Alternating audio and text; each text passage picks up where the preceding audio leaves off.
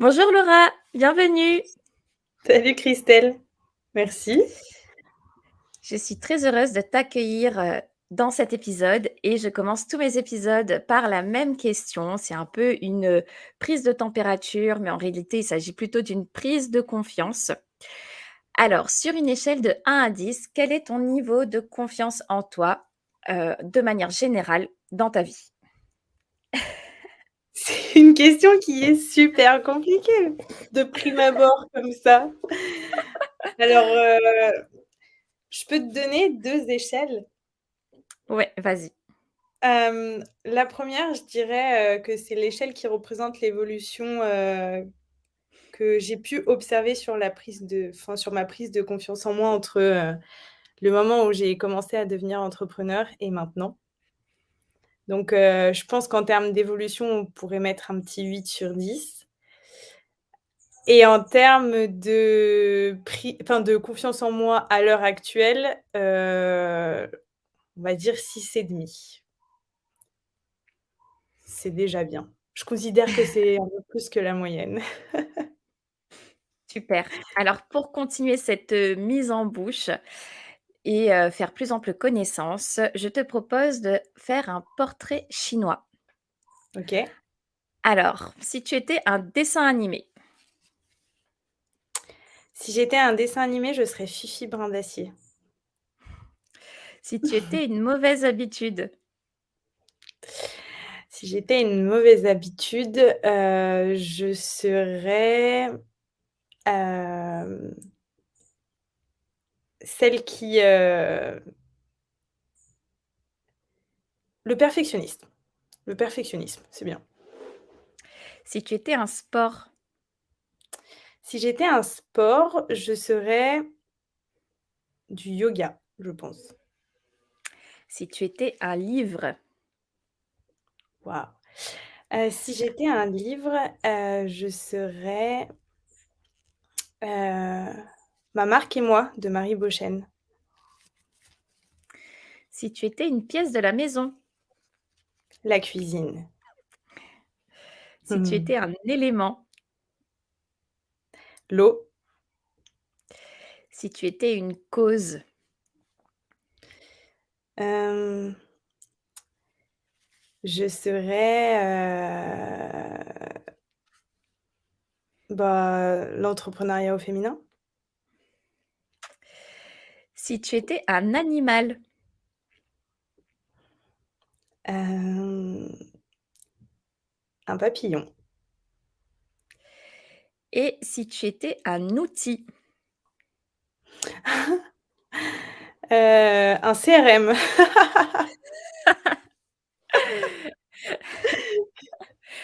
Ça marche.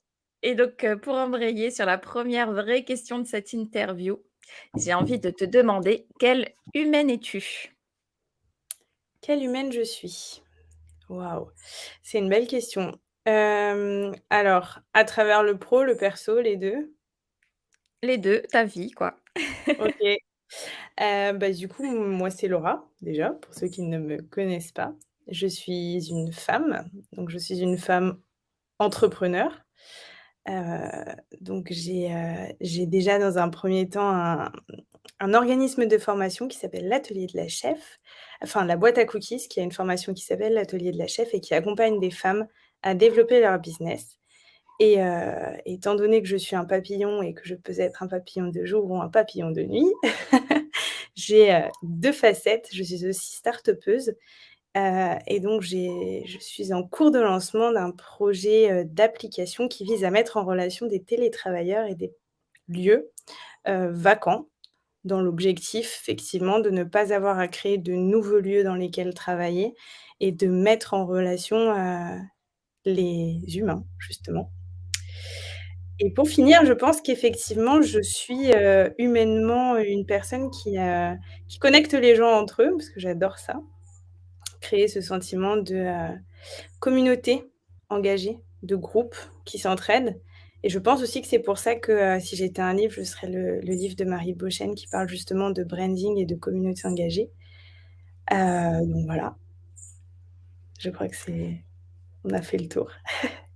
OK, super. Est-ce que tu peux nous en dire plus sur ton parcours professionnel et justement cette vocation de mettre, les personnes en lien? Est-ce que, ça t'est apparu au cours du temps ou est-ce que c'est assez récent?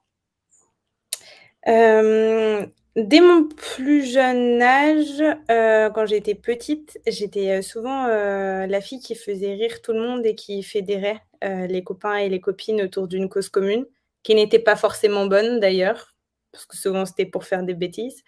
Mais, en tout cas, oui, j'étais cette personne-là. Donc si tu veux, moi je pense que nos vies sont déjà un peu toutes tracées dès qu'on est plus petit. J'ai un profil atypique aussi, du coup, HPI, dyslexique, dysorthographique, donc il faut se faire sa place tout de suite et en fait, j'ai très vite compris en étant jeune que c'était marche ou crève à l'époque. Donc j'ai très vite affirmé mon fort caractère pour montrer que, quelle que soit la situation, ben, j'avais le droit d'exister et que je pouvais aussi m'adapter aux situations qui n'étaient pas les miennes. Donc voilà et s'ensuit un parcours effectivement aussi atypique donc l'école, c'était enfin, les méthodes pédagogiques de l'école me convenaient pas donc j'ai beaucoup compensé pendant des années jusqu'à arriver au master 1 où effectivement mon corps et ma tête ont un peu pété un plomb et j'ai décidé de tout quitter pour commencer ma première aventure entrepreneuriale à 23 ans du coup. Heu et lorsque je suis sortie de cette école, je me suis dit: «Je veux vraiment transmettre», alors déjà, je veux en apprendre plus que ce que je ne sais déjà et mon objectif, ça va être d'utiliser mon métier à bon escient parce que le marketing, la communication et tout ce qui s'ensuit, c'est pas enfin, ce sont des métiers qui sont pas forcément très bien vus et si tu les utilises de manière malsaine, ça peut être très, très enfin, très manipulateur. Donc j'ai décidé d'utiliser ces outils-là pour faire le bien autour de moi et effectivement, connecter les gens qui m'entouraient à travers la communication, entre autres. Donc j'ai débuté mon parcours en accompagnant des femmes qui en avaient réellement besoin et surtout qui voulaient faire le bien autour d'elles, donc des femmes qui étaient dans le bien-être, au tout départ. S'ensuit, un constat, toutes les femmes ont besoin d'aide, pas seulement celles qui sont dans le bien-être. Et donc j'avais à cœur de transmettre ce que moi j'avais appris au cours de mon aventure entrepreneuriale et donc j'ai fini par monter une plateforme de formation, dans laquelle j'ai décidé de placer l'humain au centre. Mais quand je parle d'humain au centre, c'est pas seulement du greenwashing, donc c'est-à-dire que, de manière très concrète, c'est une plateforme qui est en ligne, les masterclass sont au visio, mais il y a des rencontres annuelles, qui sont physiques et c'est surtout que toute cette formation est basée autour de l'humain avec des méthodes de développement personnel, car pour moi, il est nécessaire de se développer soi avant de développer son business, heu et il faut avoir un bon mindset pour pouvoir entreprendre. Je pense que c'est la clé du succès vraiment. Outre l'aspect technique, je pense que le mindset fait 80 du job et donc c'est pour ça que je dis que l'humain effectivement, pour moi est au cœur de l'entrepreneuriat et c'est pas seulement, dire pour socialement, remplir sa conscience quoi, mais plutôt, une réalité et je pense que c'est ce qui fonctionne justement.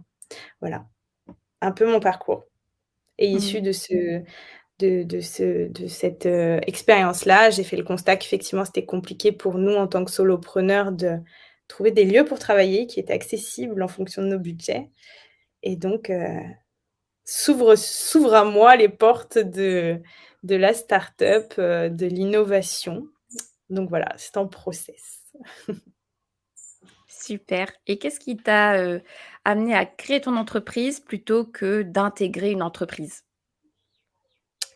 Bah, en fait, je me suis toujours rendu compte que, j'avais des idées qui étaient toutes tracées, que je savais plutôt très bien où est-ce que je voulais aller, mais qu'on me mettait toujours des bâtons dans les roues et qu'on avait j les gens que je côtoyais n'avaient jamais la même vision que la mienne et le fait de pas pouvoir prendre mes propres décisions, ça me bloquait réellement, d'autant plus que j'ai été dans des grosses entreprises avec des managements, bah, c'était un management très vertical, quoi. Donc, c'est-à-dire que, tu proposes une idée qui, toi, tu en es persuadé va fonctionner. Tu peux même mettre à l'appui de la data et cetera et cetera. Tu peux faire des PowerPoint sur lesquels tu vas passer des heures, mais quoi qu'il en soit, tu as 22 ans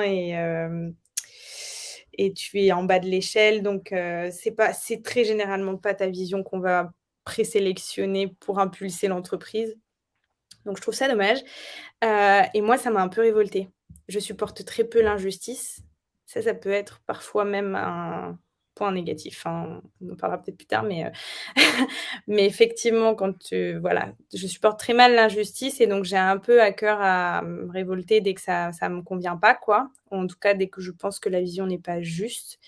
Donc c'est ce qui a, précipité mon départ, de mon alternance et de mon école parce qu'effectivement, j'avais vraiment ce sentiment de ne pas être écoutée. Alors j'étais entendue, hein, mais on ne m'écoutait pas et on ne prenait pas en considération ma vision. Donc c'est pour ça que moi j'ai décidé de travailler pour moi, vraiment. Après je ne dis pas que je retournerai jamais dans le salariat, j'en ai aucune idée. Mais à date, si je retourne dans le salariat, c'est dans 20 ans quoi, 30, 40 même peut-être, j'en sais rien, mais c'est pas prévu du tout pour tout de suite. Quelles étaient tes difficultés ou tes croyances quand tu t'es lancée dans la création d'entreprise? Waouh! Bah, il y en avait plein, comme tout le monde et c'est pour ça que tout à l'heure je parlais justement de prise de confiance en moi, d'échelle de prise de confiance en moi et d'évolution entre le moment où je suis devenue entrepreneur et maintenant. Parce que pour le coup, je pense que, hem, le fait d'apprendre seule et d'expérimenter, et de se voir évoluer et avancer, ça te permet vraiment d'accélérer la prise de confiance en soi, je pense. Alors au départ, mes croyances limitantes, c'était, bah, je suis trop jeune. En fait, j'avais des croyances limitantes qu'on m'avait imposées depuis toute petite. Donc moi, j'avais trop souvent entendu les normes et à force de les avoir entendues et écoutées, j'ai fini par, bah, par y penser vraiment quoi, en fait. Donc c'était oui, je suis trop jeune, j'y arriverai pas. Je suis une femme dans un monde d'hommes, donc je vais me faire marcher sur les pieds. Pourquoi moi j'y arriverais et pas quelqu'un d'autre? Pourquoi est-ce que je devrais réussir à faire de l'argent alors que depuis, toute petite, j'ai jamais eu un parcours familial, qui m'a permise, on va dire, de vivre avec, une situation monétaire très aisée. Donc tout ça réuni, effectivement, c'est compliqué par contre enfin, moi, ce qui m'a vachement permise d'évoluer, pour le coup, c'est, ma curiosité et ma persévérance. Parce que le fait d'être curieuse, c'est: «OK, pourquoi est-ce que je ressens ça? Pourquoi est-ce que je me pose ces questions-là? Qu'est-ce qui m'empêche d'avancer?» Et en fait, derrière, ben, tu vas chercher les solutions à tes problématiques et ça, c'est chouette. Et de toute manière, quand tu as vraiment pas envie de faire quelque chose, donc retourner dans le salariat pour ma part, je peux te dire que les solutions, tu vas les trouver. Tu persévères et tu vas trouver les solutions à tes problèmes. Et est-ce que tu as utilisé des outils ou des pratiques ludiques que tu pourrais nous partager et qui t'ont aidé justement à switcher, ces croyances? Alors, ouais, j'ai fait pas mal de choses. Alors, déjà, je me suis formée et ça, c'est important parce que ça m'a aidée à prendre confiance en moi dans le sens où j'ai commencé à avoir une évolution technique. Et je pense qu'avant même de rompre les croyances limitantes liées au au fait qu'on pense qu'on ne va pas y arriver, c'est important de se former pour structurer sa vision et son entreprise. Parce que lorsque tu structures, tu t'aperçois que tu obtiens des résultats. Quand tu obtiens des résultats, tu te rends compte que tu es bonne à faire quelque chose. Quand tu es bonne à faire quelque chose, effectivement, tu te rends compte que, bah, finalement, tu peux y arriver et donc ensuite, arrivent les croyances limitantes qui sont, elles, à mes yeux, un peu moins compliquées à rompre. C'est toutes celles qui sont liées à, ton ego, par exemple. Et là-dessus, moi, j'ai beaucoup bossé grâce à, alors j'ai fait plusieurs alors, j'ai fait de la sophrologie. J'ai fait du détachement de traumatisme qui m'a permis d'aller chercher dans mon inconscient, tout ce qui avait été enfoui depuis des années, mon passé, familial, très compliqué, et cetera, pour justement évincer toutes les croyances limitantes que ce passé m'avait imposées. Envoyer le message au conscient que finalement, il pouvait y avoir des situations et des croyances qui étaient autres que celles que moi j'avais toujours incarnées. J'ai aussi fait beaucoup de développement personnel, donc ça passe à travers de l'écriture, de l'introspection. J'ai lu beaucoup de livres, qui sont liés à l'introspection justement. D'ailleurs, La semaine de 4 heures, est un livre, très business, mais qui demande aussi énormément de travail sur soi, et qui demande aussi à se poser beaucoup de questions sur soi. Donc moi, j'encourage vraiment les personnes qui nous écoutent à le lire. Donc voilà, j'ai fait à peu près le tour. Hem, je pense qu'il faut aussi comprendre que le développement personnel, c'est pas seulement de la remise en question de soi-même, mais c'est surtout se poser la question de ce que je suis, ce que j'ai et ce que je veux, en fait. Et à mon avis, il faut pas forcément voir ça comme étant une perpétuelle remise en question, en se demandant tout le temps, bah, je suis pas bien, je suis pas ci, je suis pas ça. Vraiment, à mon avis, la clé encore une fois, la clé du succès, c'est vraiment la vision positive et plutôt que de tourner les choses, de manière négative, essayer de le tourner au positif et déjà tout de suite, dans le cerveau, ça prend un impact qui est différent. Super. Et est-ce qu'aujourd'hui, là, dans ton processus de start-upeuse, tu rencontres encore des croyances ou des difficultés qui te challengent? Ah ouais! Alors en fait, c'est ce que je disais aux filles dans ma formation, là l'autre jour, je leur disais, enfin non, il y a 2 3 mois là, je leur disais, «Alors là, je suis mal parce qu'en fait, je suis en train de me rendre compte que j'en suis au même stade que vous. Donc en fait, je reprends tout du début. Donc je repasse par les mêmes étapes. Donc je rencontre les mêmes craintes, les mêmes peurs, et cetera et en fait, je leur ai dit: «Ça me fait du bien, je crois, de me remettre à votre place un petit peu», parce que moi, je suis toujours en train de les pousser, tu vois, à aller de l'avant. Parfois, il y a des réticences, tu vois, que j'entends, mais et je m'adapte, mais le fait de le ressentir, c'est d'autant plus impactant, tu vois? Et effectivement, j'ai ce sentiment de: «Et si ça fonctionne pas? Et si j'y arrive pas?» Et la plus grosse crainte de ces derniers mois, c'était: «Comment je vais faire pour gérer 2 entreprises?» Et en fait, je me suis rendu compte et pendant longtemps, j'ai procrastiné sur mon projet d'application parce que je voulais absolument que le premier projet soit suffisamment stable, en tout cas à mon goût, pour que je puisse lancer. Je me suis rendu compte qu'un une entreprise, c'est stable, mais je veux dire, il y a toujours des aléas, quoi. Tu contrôles rien, enfin, tu contrôles rien. Il y a toujours des aléas et donc j'ai beaucoup procrastiné sur ce projet et en fait, je me suis rendu compte que j'ai même cherché des personnes à qui poser des questions, qui avaient plusieurs entreprises pour leur demander comment ils géraient et je me suis rendu compte que, en fait, la seule manière de le savoir, c'était de le faire. C'était d'essayer, tu vois? Et donc, bah, c'est ce que j'ai fini par faire et finalement, pour le moment, ça fonctionne, tu vois? Les perspectives d'évolution d'un côté ou de l'autre sont très bonnes, au niveau de l'organisme de formation, moi, je bosse plus dessus plus que deux jours par semaine, donc tu vois, c'était mon objectif de janvier 2023 et ça continue de tourner. Les filles sont super contentes de l'accompagnement que je leur mets à disposition et de l'autre côté, je vois le projet d'application évoluer là, en ce moment, tu vois? Donc je me dis que c'est vraiment chouette, mais il y a toujours cette peur de, «Et si?» Et en plus, le pire dans tout ça, c'est quand tous tes projets deviennent publics et que derrière tu te dis: «Si j'échoue», même si l'échec est un passage obligatoire vers la voie du succès, si j'échoue, je vais être obligée d'en parler publiquement. Et là, admettre l'échec aux yeux du monde, moi je crois que c'est encore un sujet sur lequel j'ai beaucoup de travail.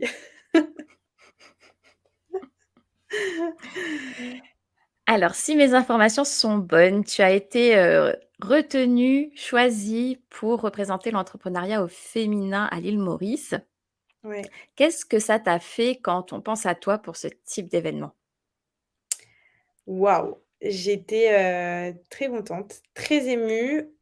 Pour être honnête, je savais pas vraiment dans quoi j'allais m'embarquer, mais j'ai dit oui tout de suite et ça a été une expérience incroyable.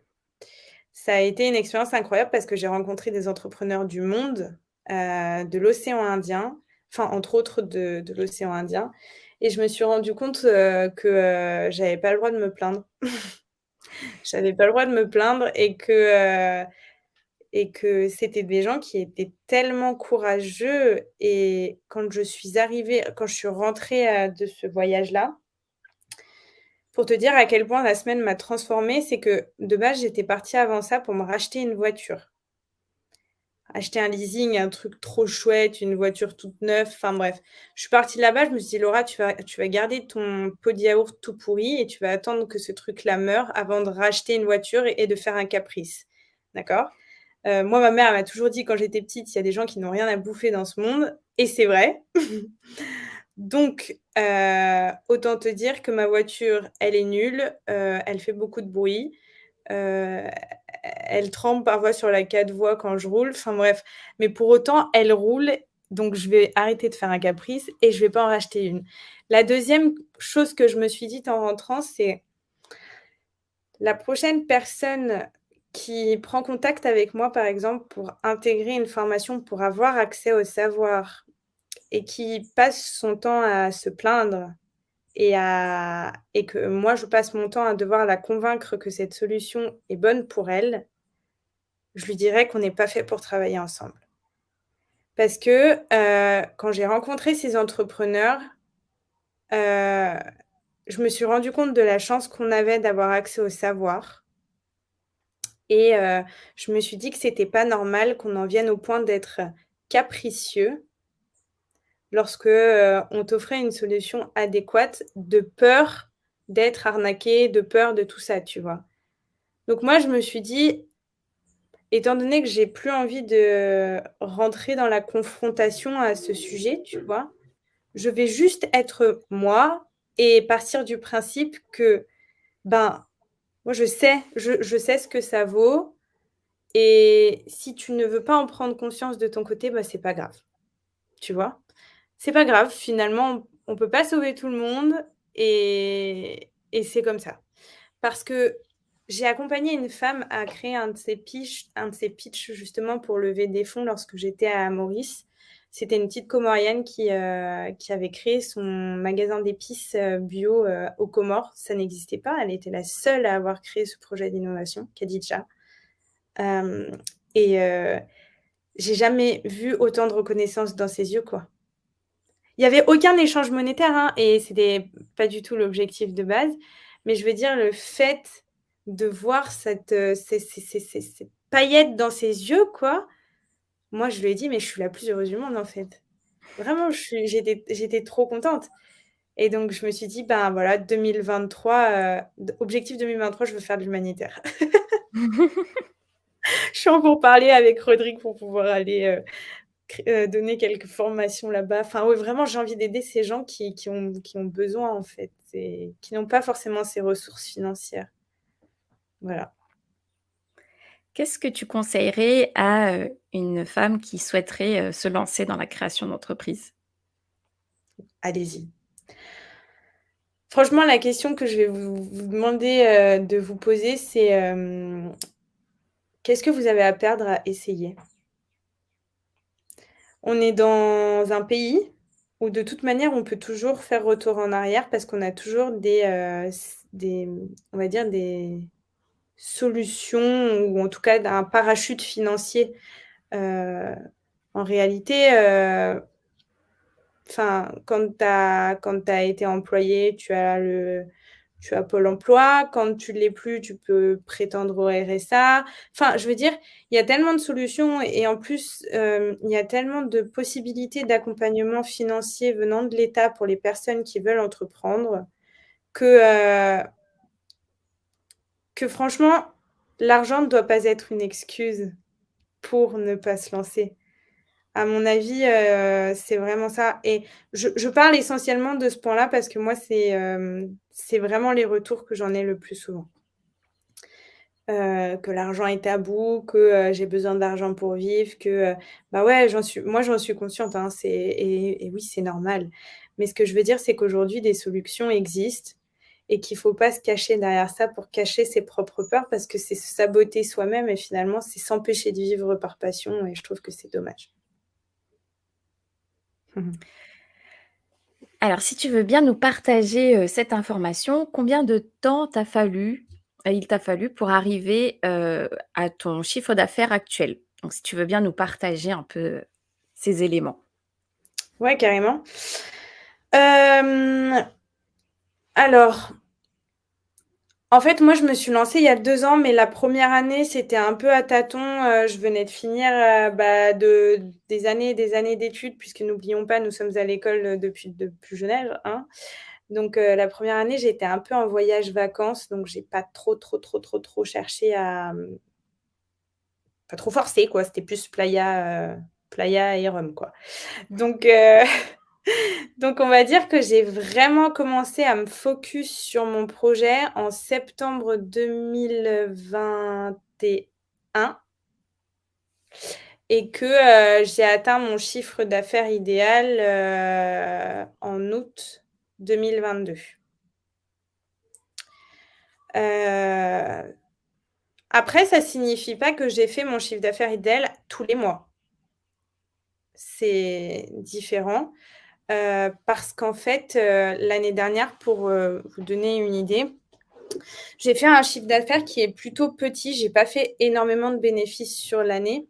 J'ai fait, 3 ou 4 000 € de bénéfices parce que, j'ai passé mon année alors déjà, j'ai monté ma SASU en mars, donc on peut considérer que l'entreprise est vraiment existante, en tout cas l'organisme de formation depuis le mois de mars.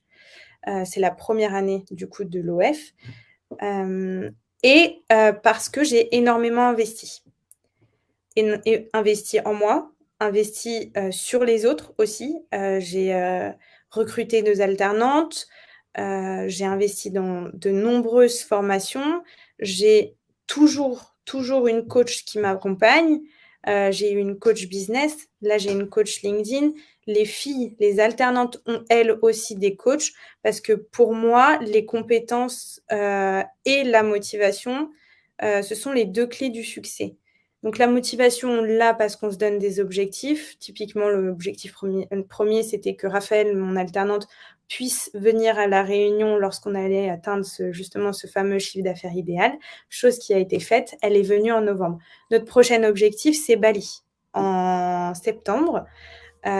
Donc la motivation est là, mais on a besoin d'optimiser nos compétences et de structurer. Et ça, c'était le travail de l'année dernière. Et lorsque tu structures et que tu te formes, tu as moins de temps à consacrer à ton client et à ton client idéal. Donc tu prends moins de clients, en fait. Moi, je préfère capitaliser sur, le la qualité de l'accompagnement plutôt que de prendre trop de femmes et de se rendre compte que finalement, effectivement, je peux pas toutes les accompagner correctement. Donc ça a été un choix.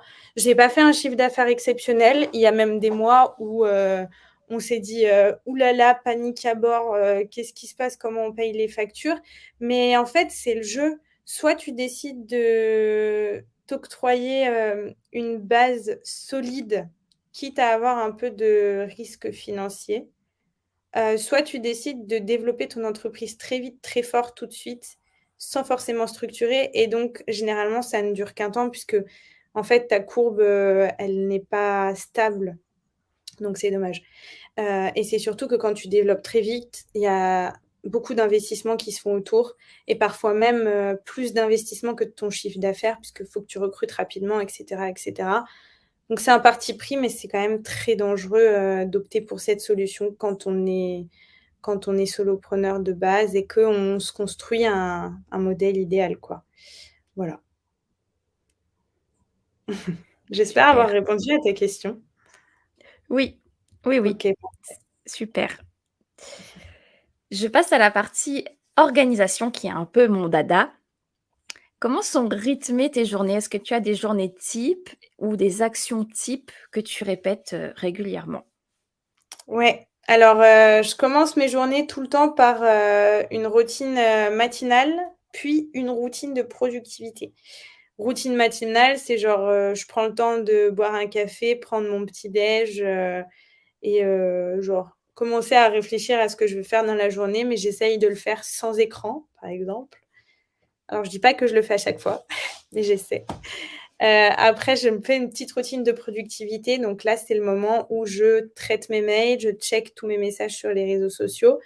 Je lis, mes contenus de veille que j'ai mis de côté ou bien sinon j'ai déjà une liste. Généralement, j'essaie de regarder une vidéo de mindset. Voilà. Et ensuite débute ma journée. Il faut savoir que j'ai pas vraiment de journée type puisque, elle s'organise un peu, à la semaine pour le coup. J'ai une vision plutôt long terme de mon planning, ça c'est sûr, parce que j'ai beaucoup de rendez-vous et cetera. En revanche, et j'ai pas de journée type, ça n'existe pas. J'ai une journée type dans le mois, c'est ma journée de création de contenu.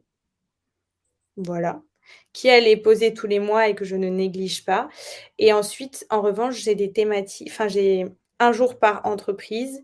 Donc, le lundi et le vendredi, je suis sur l'atelier de la chef, donc sur la boîte à cookies et le mercredi, jeudi, vendredi, je suis sur l'application ainsi que le samedi, quand, je me laisse le samedi de rab pour l'une ou l'autre entreprise en cas d'urgence si jamais, j'ai vraiment des choses à terminer, quoi.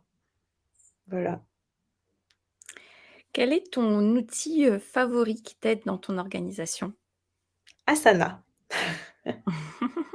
qui n'est pas l'ami de tout le monde, mais Asana est plus ou moins le concurrent de Notion, on va dire, pour, en large, large, large, hein. Dans les fonctionnalités, pas tant, mais, en large, ouais, effectivement, c'est aussi un outil de gestion de projet.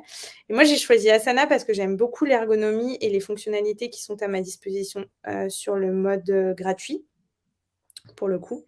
Et alors sachez-le, petit tip, si vous avez une adresse mail entreprise, vous avez accès à des fonctionnalités en plus, gratuitement. Et je ne suis pas sponsor Asana. Ça marche, super. Et hem, qu'est-ce que tu pourrais conseiller à nos auditrices pour, mettre en place justement une communication, un branding qui soit optimal, impactant? Se connaître et savoir ce que j'ai envie de diffuser comme message. Parce que, lorsque tu communiques, tu as tendance à beaucoup regarder ce que font les autres et à te comparer. Le problème étant, c'est que déjà se comparer, ça sert à rien puisque personne n'est parti du même point et que personne n'a les mêmes capacités et qu'on n'a pas tous le même vécu et qu'on n'a même pas tous les mêmes objectifs. Voilà. Donc pour moi, se comparer, ça sert pas à grand chose. En revanche, se connaître, c'est très important puisque tu peux alors diffuser une communication unique, authentique, qui te ressemble et qui donc attire à toi des personnes qui ont des valeurs communes. Et vraiment pour moi, ça c'est la règle numéro un lorsque tu décides de communiquer. Et on parle beaucoup en ce moment du coup de personal branding. Et c'est intéressant parce qu'effectivement, le personal branding, c'est essentiellement basé là-dessus. C'est-à-dire, qui je suis en tant qu'expert ou en tant qu'experte et comment je peux apporter de la valeur ajoutée aux personnes à qui je vais m'adresser, en fait. Et ça tourne aussi effectivement à travers le fait d'avoir une reconnaissance visuelle de ce que tu incarnes, parce que, effectivement, l'objectif, c'est qu'en un coup d'œil, dans un fil d'actualité, je puisse, reconnaître Christelle, à travers ses couleurs sans même avoir lu son texte, quoi. OK. Et sur les outils de communication, donc il y a énormément de, on va dire, de réseaux sociaux. Ouais. Est-ce qu'il est préférable de commencer par un réseau et se l'approprier, ou est-ce qu'on peut commencer dès le début à diversifier? Comment toi tu verrais la chose? Alors, il y a tout plein de techniques là-dessus. Tu as certains experts qui vont te dire, 1, d'autres plusieurs. Alors moi, je pense que c'est important de se tester sur plusieurs. Je m'explique. C'est important de se tester sur plusieurs parce que, à force de faire de l'A/B testing, tu vas comprendre déjà quel est le réseau social que toi tu préfères utiliser et exploiter, quel est le réseau social sur lequel tu parviens à avoir le plus de retour sur investissement et quel est le réseau social sur lequel se situe réellement ta cible.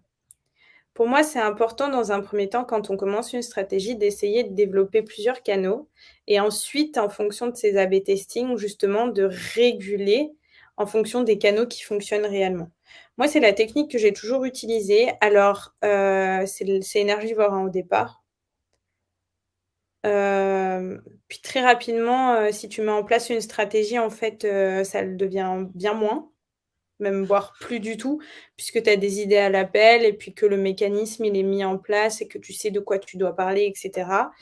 Et ensuite, c'est surtout que ça devient très, très, très qualitatif dans le temps et que les réseaux sociaux, tu n'as absolument pas de résultats, sur un temps très court, sur de l'organique.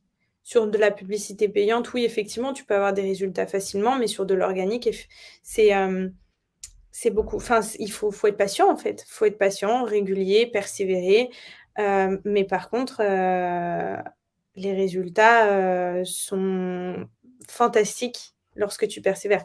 Nous, ça fait 2 ans qu'on entretient nos réseaux sociaux. Aujourd'hui, les personnes qui nous contactent sur nos réseaux sociaux intègrent pratiquement toute la formation, parce qu'on a qualifié notre audience et parce que, bah, du coup, les personnes qui te contactent, elles savent déjà ce qu'elles ont envie de faire, quoi. Donc c'est ça qui est chouette. Donc effectivement, alors ce sont des outils qui sont fabuleux. Il faut juste les utiliser correctement, trouver son message et persévérer. Enfin, prendre le temps d'obtenir des résultats, mais sur le long terme, effectivement. Comment on fait pour, déterminer justement sa cible? Qu'est-ce qui va faire qu'on va aller plus communiquer vers une cible qu'une autre? Alors, l'idée, c'est de pouvoir identifier son client idéal. Le client idéal, il est similaire à ce que je suis généralement à hauteur de 80 pour des petites entreprises, entrepreneurs, même voire pour des projets d'innovation parfois. Ne faisons pas une généralité de ce constat-là parce que ça fonctionnera pas pour des grosses boîtes, par exemple. Par contre, pour les entrepreneurs et des indépendants, ça fonctionne. À 80 parce que du coup, tu as généralement, créé ton entreprise parce que, autour de toi, tu as réalisé un constat, tu as trouvé des problématiques, tu as identifié un besoin, dont tu as besoin toi-même ou dont tu es toi-même victime sur une problématique. À 20 pourquoi? Parce que personne n'est pareil. Et que forcément, tu as des similitudes, mais tu as aussi des éléments de différenciation avec les personnes avec que tu veux accompagner ou à qui tu parles et ça, c'est important et aujourd'hui, c'est aussi nécessaire de se positionner sur les pain points de ta cible. C'est important de la connaître à travers ce qu'elle est, ce qu'elle fait. C'est-à-dire que, la cible de l'époque, Robert, 50 ans, père au foyer, 2 enfants, un chien, un chat, ça on s'en tape, hein. Aujourd'hui, ça ne te sert plus à rien. Nous, aujourd'hui, on veut vraiment, identifier le parcours utilisateur.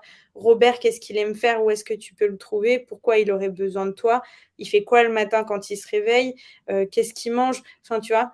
C'est vraiment très spécifique, mais en fait, c'est ce qui te permet factuellement, ben, d'aller dire à Robert, «Je t'ai trouvé, sur le groupe, recettes de mamie parce que je sais que tu aimes bien manger, mais qu'en même temps, tu as des problématiques. Bah oui, tu veux bien manger, mais tu sais pas cuisiner». Enfin voilà, je donne un exemple très bref, mais dans l'idée, c'est ça et aujourd'hui, l'expérience utilisateur, elle a été vachement améliorée, grâce à toutes les innovations numériques qu'on a dans notre monde, entre autres et les usages qu'on met à disposition de notre cible. Donc bah, nous, il faut qu'on fasse pareil, hein.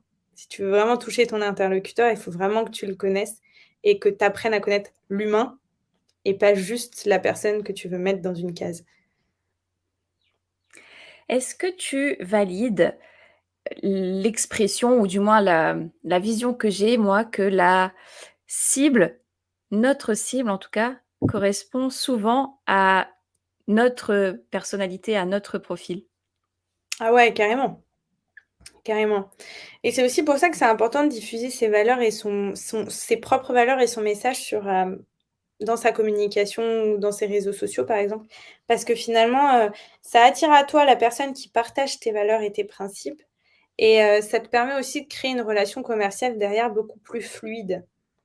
Parce que tu parles à des personnes qui ont les mêmes intérêts que les tiens. Donc finalement, tu les comprends comme elles te comprennent et vous arrivez forcément à trouver des points communs. Et ça, c'est chouette, c'est vraiment chouette. Donc, j'ai entendu souvent que trouver sa cible, c'était pas forcément très simple et évident. On peut déjà commencer par, nous s'introspecter et voir ce qu'on aimerait partager aux autres, comment nous on fonctionne et qu'est-ce qui nous anime justement en tant que parcours client, ce qu'on aimerait vivre comme expérience et déjà ça peut nous aider à poser une base. Ouais, ça peut t'aider à poser une base. Alors après, c'est très, très, très, très, très important. C'est important de s'écouter et moi, je commence toujours par, accompagner les filles à se former sur le branding parce que c'est toute une partie d'introspection et donc comme ça, elles ont vraiment conscience de ce qu'elles ont envie de véhiculer et à qui elles ont envie de parler et c'est comme ça qu'elles le trouvent, le qui j'ai envie de parler. Donc je te suis là-dessus. Par contre, attention à bien écouter sa cible parce que n'oublions pas qu'il y a des éléments de différenciation et que la personne à qui tu vas proposer une solution, c'est elle, c'est pas toi. Donc c'est aussi important de l'écouter dans ce dont elle a besoin pour lui apporter la solution qui est la plus optimisée, effectivement. Mmh. Tu nous Mmh. parlais tout à l'heure de ta journée, communication qui est planifiée, au mois. Qu'est-ce que Ouais. tu mets dans cette, journée? Comment elle est, organisée? Alors, on fait avec les filles, du coup, avec l'équipe, un comité éditorial par mois dans lequel, on se partage, les veilles, dans lesquelles on se partage les sujets sur lesquels on va communiquer sur les prochaines semaines, les campagnes qu'on a envie de mener à bien. À l'issue de tout ça, donc, elles font le cahier éditorial en interne parce que, moi, je leur ai déjà transmis, toutes mes écritures, nombreuses d'écritures de toutes les idées que j'ai eues pendant les dernières semaines et leur job à elles, du coup, c'est de réutiliser ces idées et de les positionner dans un calendrier en les positionnant en fonction de tendances actuelles, en fonction des réseaux. Voilà. Hem, donc ça et ensuite chacune, on a nos tâches. Donc généralement, moi j'ai mes tâches de contenu à réaliser. Donc dans un premier temps, là, ce qu'on va commencer à mettre en place, ce que je ne fais pas encore, c'est que je crée un contenu, long, donc un podcast par exemple et que de ce podcast, on en déduit d'autres types de contenus, mais sur la même thématique pour dupliquer et éviter de s'épuiser. Donc, je crée le podcast. Dorian crée à l'issue de ce podcast, un article de blog. On le détaille aussi en mail, et on le détaille ensuite en post pour nos réseaux sociaux. Voilà. Super. Je passe maintenant à ce que j'appelle la question taboue. Tu nous parlais tout à l'heure de mindset. Ouais. Quel est ton ingrédient magique qui, selon toi, fait ta réussite aujourd'hui? Alors, bah, je pense que c'est, alors on va positionner ça dans la case du, mindset du dirigeant, on va dire. Je pense qu'aujourd'hui, ce qui fait ma force, c'est mon management. Parce que, j'ai réussi à créer une team qui se sent 100 dans le projet, en fait, tu vois? Enfin, moi, je leur dis tout le temps, «On est une équipe et si je gagne, vous gagnez et si je perds, on perd ensemble, quoi». Mais je pense que, c'est ma force parce que franchement, c'est pas facile, hein. Franchement, c'est vraiment pas facile. L'humain, c'est compliqué à gérer. Hem et moi, j'ai toujours eu à cœur de ne jamais reproduire les types de management que j'ai subis parce que, ça a été vraiment une forme de traumatisme pour moi. Donc je suis très dans l'écoute, très dans la proposition, très dans la solution. On résout les choses ensemble, je te forme, si tu comprends pas, on continue d'optimiser et cetera. À contrario, c'est aussi un risque parce que quand tu laisses beaucoup de portes ouvertes, il peut y avoir des personnes qui ont tendance à en profiter et donc à sortir un peu du cadre, un peu trop et à pas respecter, disons les prérequis que tu leur demande, même s'il y en a pas beaucoup. Donc ça m'est fondamentalement pas encore arrivé, pour être honnête. Je suis toujours tombée sur des petites pépites, mais j'ai peur effectivement qu'un jour, je tombe sur quelqu'un qui de par mon management un peu trop laxiste et beaucoup dans la confiance, dans l'accompagnement et dans le fait que je suis pas ta boss, hein, je suis ici pour t'accompagner en fait. Ben, j'ai peur qu'un jour effectivement je tombe là-dessus. Donc c'est une force, mais je pense que ta plus grande force est aussi ta plus grande faiblesse. C'est noté. Je passe maintenant à la question girly, qui est, tu nous en as un peu parlé, mais qui est, ta routine bien-être et sérénité. Est-ce que tu en as une qui te permet justement de pouvoir travailler 6 jours sur 7? Alors j'en avais pas avant 2023 et j'ai décidé d'en mettre une en place parce qu'effectivement c'est important là. Ça devenait important parce que j'étais la première à dire, «N'oubliez pas le bien-être de l'entrepreneur, c'est très important». Et en fait, je me suis aperçue que moi, j'avais un peu perdu le mécanisme, ouais. À force de je sais pas, j'étais dans mon truc en fait et donc j'ai perdu le fil et je me suis rendu compte que j'avais perdu. Donc finalement, moi, ce que je m'impose, c'est, enfin ce que je m'impose, soit avec plaisir, hein, ça va, c'est pas trop chiant. C'est, de faire, une activité sportive bien-être par semaine. Donc typiquement, j'ai testé l'aerial yoga cette semaine. La semaine prochaine, j'ai une séance d'aquasophrologie.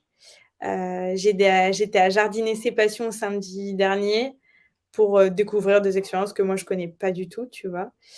Des bains sonores au gong, au machin, au truc. Donc je teste et puis, finalement je me dis: «C'est cool», franchement ça me fait voir d'autres choses, ça me fait rencontrer une nouvelle personne et puis c'est surtout que, ben, à ces moments-là, je décroche complètement du taf, quoi. Je J'arrive à me présenter comme étant Laura et pas Laura avec 2 entreprises. J'arrive à penser à autre chose que mes mails, mon travail et cetera et donc si tu trouves une activité comme ça qui te permet vraiment de prendre une pause, ben, c'est que généralement c'est bon signe. Super. Est-ce que pour, nous arrivons à la fin de cette interview, est-ce que tu as un mantra ou une incantation qui t'inspire et que tu te répètes tous les jours? Tu vas y arriver. Super. Donc je sonne officiellement le clap de fin de ce podcast avec, le portrait. Donc le portrait, il s'agit tout simplement d'une description intuitive et bienveillante de mon invité du jour, parce que de se connecter et de se reconnecter les unes aux autres, c'est essentiel à mon sens et parce qu'apprendre à donner et recevoir, c'est la base de la réussite. Alors c'est parti, Laura reçoit. Laura, je perçois de toi une âme joyeuse qui poursuit ses rêves, son rêve sans relâche, une petite embarcation partie du port comme pour vivre la grande traversée et au fur et à mesure du temps, la petite embarcation devient voilier et affronte des vagues et des tempêtes de plus en plus fortes. Mais la petite Laura a bien grandi maintenant, son voilier est lancé. Rien ne l'arrête. Je perçois une force de caractère impactante et inspirante pour toutes celles qui souhaitent aussi partir à l'aventure.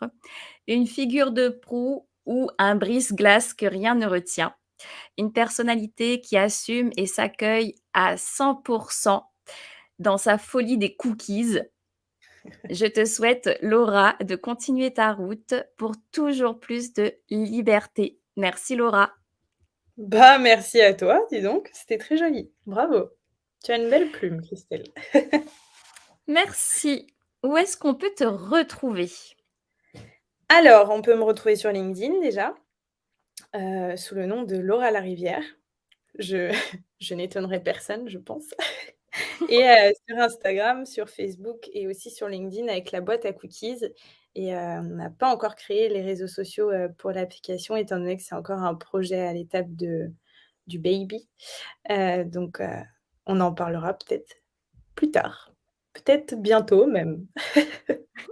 Ça marche. Est-ce que tu souhaites ajouter quelque chose pour clôturer cet épisode? Bah, j'aimerais te remercier. Merci beaucoup pour cet accueil. C'était très chouette comme expérience. Ça fait du bien en début d'année comme ça de poser aussi, ses intentions et enfin, tu vois, d'externaliser ce qu'on pense au quotidien, c'est vachement chouette. Je trouve que c'est aussi un très beau, exercice d'introspection finalement. Tout en sachant que Super. rien n'a été préparé, attention. Rien n'a été préparé, ça c'est sûr. Et est-ce que tu veux nous partager ton challenge pour 2023? Le voyage 2023 est, basé sous l'étoile du voyage. J'aimerais bien, commencer à aller, visiter d'autres horizons. Heu, on verra ce que ça donne parce qu'on est à l'abri de rien quand tu lances plusieurs projets, tu peux parfois être happé, dans le travail. Mais l'avantage aussi, c'est que je peux bosser à distance donc c'est un peu le but. Cette année, on essaie de visiter d'autres contrées et d'autres cultures. Super. Merci beaucoup Laura. Avec plaisir Christelle.